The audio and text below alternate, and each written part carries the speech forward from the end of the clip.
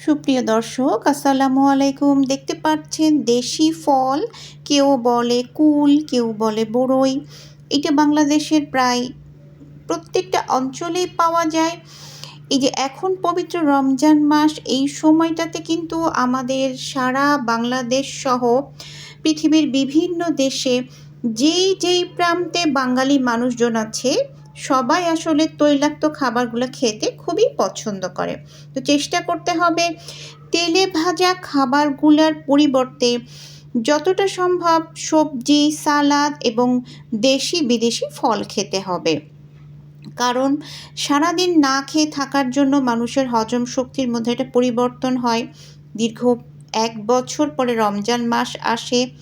অবশ্যই সারাদিন না খেয়ে থাকলে যে যারা ডায়াবেটিস, হাই ব্লাড প্রেশার বা হাই কোলেস্টেরলের রোগী, ওনাদের যে রক্তে চর্বির মাত্রা 100% কন্ট্রোলে চলে আসবে তা কিন্তু না।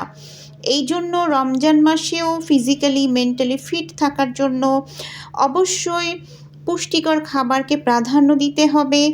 আর না চাইলেও যে তৈলাক্ত খাবারগুলা খাওয়া হয়ে যায়, এই জন্য অবশ্যই রোজা থাকলেও চেষ্টা করতে হবে ঘরের এবং বাহিরের কাজগুলো যেন নিজে থেকে যতটা পারা যায় ততটা যেন করতে হয় এবং করবেন।